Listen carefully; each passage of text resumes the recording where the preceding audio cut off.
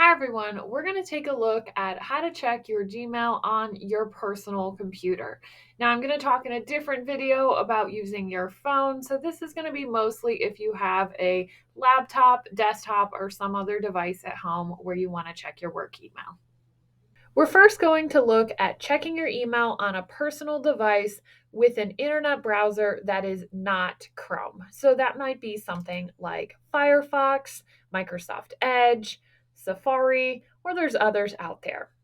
To get started, I am going to go to mail.google.com. You may be wondering why I'm going this route. I'm trying to keep things very similar to how we did them with our old email, where we went to a specific web address, we click sign in, put in our username password, and we're ready to go. You can get to Gmail any way that you know how. Once you're there, you're going to click sign in. You're going to put in your work email. Keep in mind that your work email must have the @olmsted.org on the end of it, even though this is technically a Gmail account. If you don't put this on the end, Gmail will assume it's a regular Gmail account and you won't have any luck signing in. You'll click next, type in your password, go ahead and sign in, and you'll be ready to roll. You may be wondering why we're going to take a look at Chrome separately. Chrome is owned by Google, and there's a lot of options within Chrome that make it even more seamless to sign in. However, because many people also have a Gmail address, you run the risk of crossing your work account with your school account if you don't understand how Chrome works. So when I open Chrome and I'm already logged in as someone, I see two icons. I'll see a little icon in the upper right-hand corner and a larger icon down below if I'm on a page that has to do with Google. You can see here, when I go directly to google.com, I can quickly see my two icons. If you're not signed in as anyone, you may see a little gray person in place. Now, a lot of people are tempted to click the large icon and add another account here.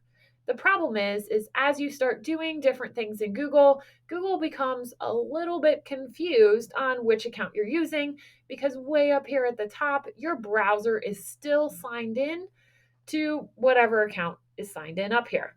So the best way to go about adding your work account to Chrome and not getting the two crossed with each other is to always click the little icon. We're going to click the little icon, and way at the bottom, I'm going to select Add.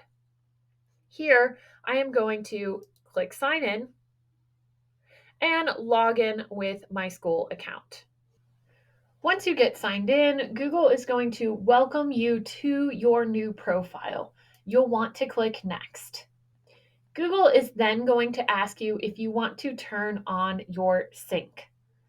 If you are on a device that is personal and mostly used by you, it is okay to turn on your sync, but there's a couple of really important things you need to understand for not only your digital safety, but for the district's digital safety as well. When you turn on sync, all of your bookmarks, passwords, history, extensions, and some other things are going to come over to that device as well. Now, they're going to stay within your work Google account. They're not going to be added to another Google account. But you need to know that if someone opens up your profile, they are going to have access to all the things that you have saved in your account. From a personal standpoint, your passwords could be a big deal. From a district standpoint, it's also really important that we understand this because we don't want just anyone having access to district resources that contain student information or other personal information. I am going to show you how to properly remove your account once you have it synced. So that way you make sure that all of that comes back off the device without any issues. I'm going to click yes, I'm in because this is my personal computer and I'm the only person using it. Once I'm here, I can see that my bookmarks have come through, my extensions have come through, and if I had saved passwords, I would find those there as well. I want to get directly to Gmail. Now, I have a bookmark already created, or I can click mail.google.com like we referenced earlier, or you can go over, select the app launcher, and choose Gmail from the Google homepage. Whatever way you get there, again, it doesn't matter. It all ends up in the same place. If you need to switch between accounts, you'll want to always toggle between your accounts from the small icon in the right-hand corner. This icon should be present no matter what page you go to, and the color will change based on your current profile icon or the default color that Google chooses. I can switch by choosing my other profile, and a whole new window will load with that specific profile. When I am ready to remove this account completely from this computer, I no longer want any of that information tied to this account on this computer.